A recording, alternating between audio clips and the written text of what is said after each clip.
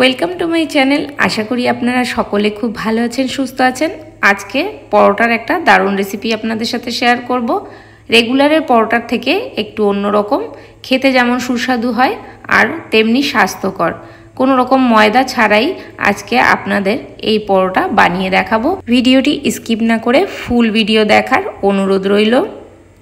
আজকে আমি পরোটাটা তৈরি করব মুগ ডাল দিয়ে।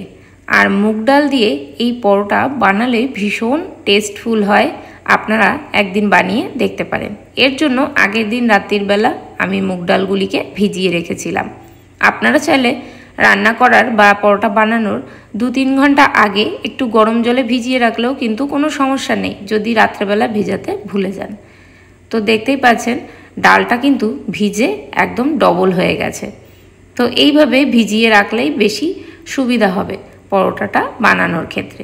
এইবার একটা মিক্সিং জার নিয়ে নিয়েছি আর এর মধ্যে মুগ ডালটাকে খুব ভালো করে পিষে নেব। আপনারা চাইলে শিলনোড়াতেও পিষে নিতে পারেন। মুগ ডালের এই পরোটাটা আমি সম্পূর্ণ নিরামিষ পদ্ধতিতে বানাবো। আর আপনারা নিরামিষ দিনে এরকম পরোটা বানালে সবাই কিন্তু একদম আনন্দ সহকারে খেয়ে নেবে। আর এর সাথে কোনো এক্সট্রা সবজির দরকার পড়ে না। সামান্য একটু সস হলেই কিন্তু এই পরোটা এক নিমিষেই খেয়ে নেওয়া যায়। সস বা সবুজ চাটনির সাথে এটা পরিবেশন করতে পারেন। তো দেখতেই পাচ্ছেন আমি মিক্সিং জারে নিয়ে নিয়েছি ডাল, আর ডালের সাথে 4 টুকরো ছোট ছোট আদা আর একটা কাঁচা লঙ্কা দিয়ে দিলাম। দিয়ে মিক্সিতে ভালো করে পেস্ট করে নেব। দেখতেই পাচ্ছেন কত সুন্দর একদম স্মুথ একটা পেস্ট তৈরি হয়েছে। এবার এটাকে এক সাইডে সরিয়ে রাখছি। এবার আমি এই বাটিটাতে ঢেলে নেব, ঢেলে এক সাইডে রেখে দেব। এইবার ডাল বাটাতে আমি সামান্য 1 চিমটে লবণ দিয়ে দিচ্ছি। খুব বেশি লবণ কিন্তু অ্যাড করা যাবে না, এটা স্বাদ মতন দিতে হবে। এবার আমি এর মধ্যে দিয়ে দেব আটা। আপনারা চাইলে এখানে ময়দা ব্যবহার করতে পারেন, তবে আটাটা দিলে বেশি স্বাস্থ্যকর। রেগুলার আমরা যেমন রুটি খেয়ে থাকি, রুটির সাথে সবজি, তারপরে বিভিন্ন ধরনের ডাল খেয়ে থাকি। তো ডাল সবজি এগুলো যদি বানাতে ইচ্ছে না করে তাহলে এইভাবে বানিয়ে নিতেই পারেন। এটা খুবই স্বাস্থ্যসম্মত একটা পরোটা। তো এই যে এর মধ্যে কোনো রকম আমি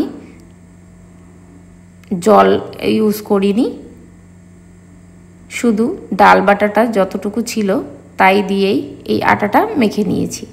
আপনাদের আটার ডোয়ের পরিমাণ যদি বেশি দরকার পড়ে, পরিমাণে যদি বেশি হয় তাহলে ডালের পরিমাণটাও একটু বেশি নিয়ে নেবেন। আর যদি ডোটা অনেকটা শক্ত মনে হয় তাহলে একটু জল দিয়ে আপনারা মেখে নিতে পারেন। আমি এখানে কোনো রকম জল ইউজ করলাম না।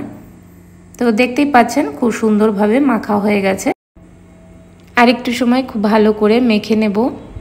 মেখে নিয়ে তারপর এটাকে একটু সময়ের জন্য রেস্ট হতে দিয়ে দেব।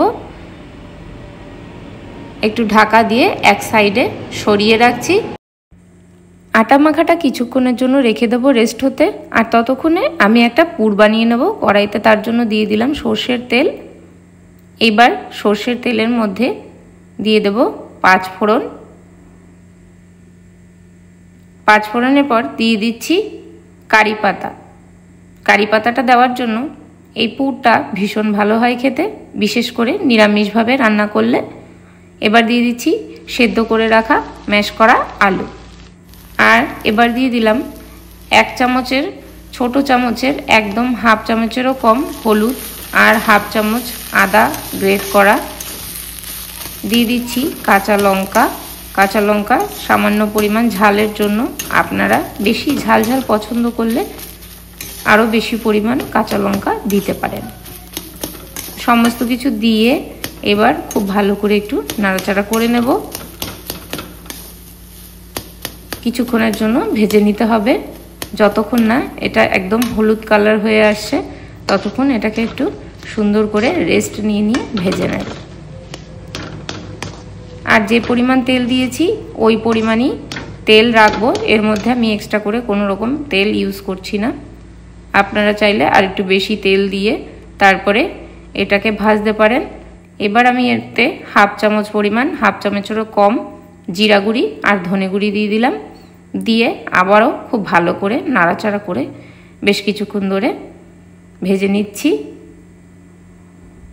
তো দেখতেই পাচ্ছেন খুব সুন্দর একটা কালার, যখন এরকম হলুদ কালার হয়ে আসবে তখনই এর মধ্যে একটু সামান্য টেস্টটাকে ব্যালেন্স করার জন্য চিনি দিয়ে দিলাম আর ভেজে রাখা, শুকনো খোলায় ভেজে রাখা চীনাবাদাম দিয়ে দিলাম।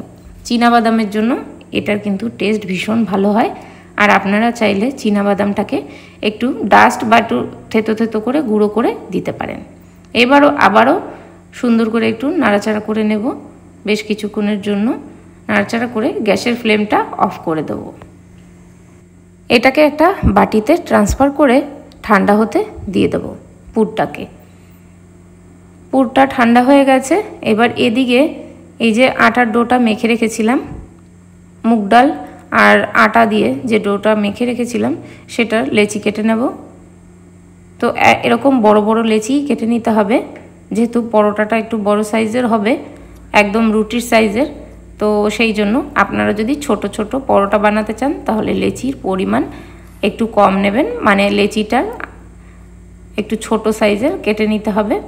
তো এবার একটা বাটির মতন করে নেব পুরটা ভরার জন্য। আপনারা সকলেই হয়তো জানেন, তো সেইভাবেই পুর যেভাবে ভরে পুর ভরা পরোটা বানায়, তো সেইভাবেই এর মধ্যে লেচি কেটে তারপরে বাটির মতন করে নেব। আমি বাদ বাকি লেচিগুলি কেটে নিচ্ছি, তারপরে পুর ভরবো এর মধ্যে। এইভাবে লেচিটাকে বাটির মতন একটু পুরভাবেই করে নিতে হবে, যাতে যখন পুর ভরে মুখটাকে সিল করে দেবো তখন যাতে ফেটে বাইরে না বেরিয়ে আসে এই আলুর পুরটা। তো আলুর পুরটা দিয়ে দিচ্ছি, দিয়ে এর মুখটাকে খুব ভালো করে সিল করে দিতে হবে। এটা খুব সাবধানে করতে হবে এবং সুন্দরভাবে করতে হবে, না হলে ফেটে বাইরে বেরিয়ে যাওয়ার চান্স থাকবে। পরোটাগুলির যে পুরটা, সেই পুরগুলি বাইরে বেরিয়ে আসার চান্স থাকবে। তো এইভাবে মুখটাকে খুব সাবধানে আটকে দিচ্ছি। তো দেখতেই পাচ্ছেন এইভাবে করে সুন্দর করে উপরে যেটুকু এক্সট্রা থাকবে সেটুকু এইভাবে কেটে রেখে দেব। তো এইভাবে প্রত্যেকটা আগে বানিয়ে নেব পুর ভরে, তারপরে এরকম সাইডে রেখে দেব, তারপরে আমি একবারে বেলে নেব। তো আরেকটা লেচি কেটে নিচ্ছি এই একইভাবে, এরকম বাটির মতন করে, বাটির মতন এই যে পকেটের মতন করে তারপরে পুরটা দিয়ে তারপরে এইভাবে খুব সাবধানে মুখটা আটকে দেব।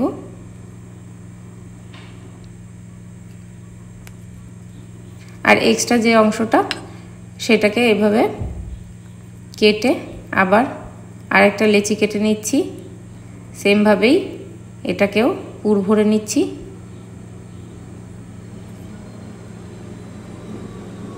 তো সঠিক নিয়মে পুরটা যদি ভরা হয় তাহলে কিন্তু ফেটে আলুটা বেরিয়ে যাবে না, আলুর পুরটা বেরিয়ে যাবে না এবং খুব সুন্দরভাবেই বেলা হবে। তো প্রত্যেকটা লেচি এইভাবে কেটে নিয়েছি। এইবার আমি এটাকে বেলে নেব।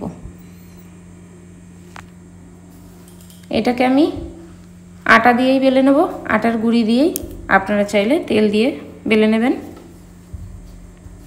বেলার সময় একটু সাবধানে বেলতে হবে, খুব তাড়াহুড়ো করে বেললে কিন্তু এটা ফেটে যাবে এবং আলুর পুরটা বেরিয়ে যাবে।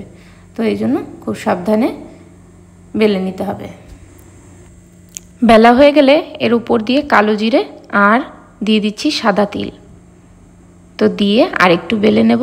কালো জিরা আর সাদা তিলটা দেওয়ার জন্য এটার টেস্ট কিন্তু আরও বেশি ভালো হয়।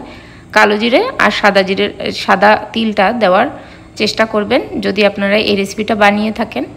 এই রেসিপিটাতে এই কালো জিরে আর সাদা তিলের জন্য এই পরোটাটা ভীষণ ভালো হয় খেতে, খুব ভালো লাগে যখন মুখে চিবানো পড়ে। আমি আরও একটা লেচি এবার বেলে নিচ্ছি। সেমভাবেই সামান্য তিল, এই সামান্য কালো জিরা আর সাদা তিল দিয়ে দিচ্ছি। এটা দেখতেও যেমন সুন্দর লাগে আর বাইরে তিল আর এই যে কালো জিরা দেওয়ার জন্য খেতেও ভীষণ ভালো হয়। তো এটাকেও বেলে নিলাম।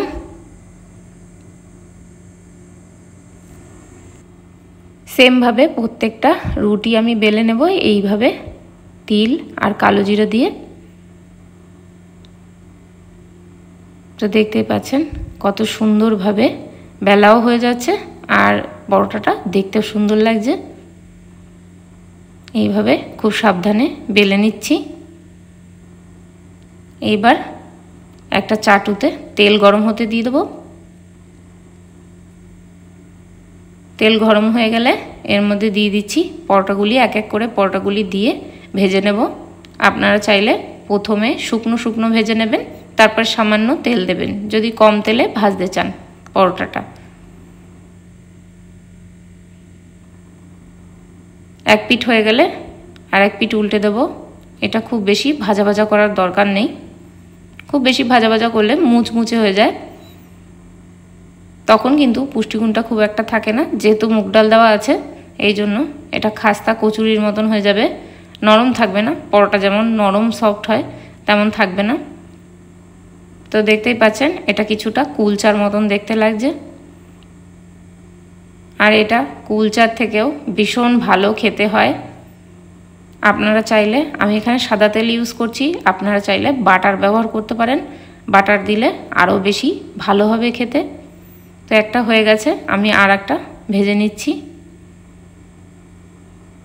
চাটুতে। যেহেতু আগে তেল দিয়ে ভেজেছি তো সেই জন্য এখন প্রথমেই তেল দেব না।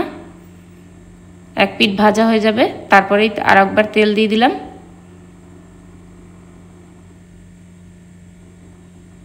তো দেখতেই পাচ্ছেন খুব সুন্দর রকম ভাজা হয়ে যাচ্ছে।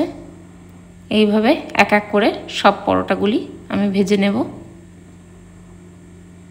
এই পরোটাটা খেতে যেমন ভালো হয় তেমনি এটা কিন্তু অনেকক্ষণ সময়ের জন্য নরমও থাকে, খুব তাড়াতাড়ি শক্ত হয়ে যায় না। আটার রুটি বা পরোটার সাথে কোনো রকম সবজি করতে মন না চাইলে তাড়াহুড়ো করে যদি এইটা করে ফেলেন তাহলে এর সাথে কোনো সবজির দরকার পড়ে না, খুব চটজলদি হয়ে যাবে আর সবাই কিন্তু খুব আনন্দ মনেই খেয়ে নেবে। তো সব পরোটাগুলি আমার ভাজা হয়ে গেছে আর দেখতে দেখুন কতটা লোভনীয় হয়েছে, ভীষণ ভালোও হয় খেতে আর দেখতেও সুন্দর লাগে। বাচ্চারা কিন্তু অনেক আনন্দ করে খেয়ে নেবে। আপনারা চাইলে বাড়িতে ট্রাই করতে পারেন। আজকের ভিডিওটা কেমন লাগলো আমাকে কমেন্টে জানাতে একদম ভুলবেন না। আজকের মতন ভিডিওটা এখানেই এন্ড করছি। সবাই ভালো থাকবেন, সুস্থ থাকবেন আর আমার পাশে থাকবেন চ্যানেলটাকে সাবস্ক্রাইব করে লাইক করে।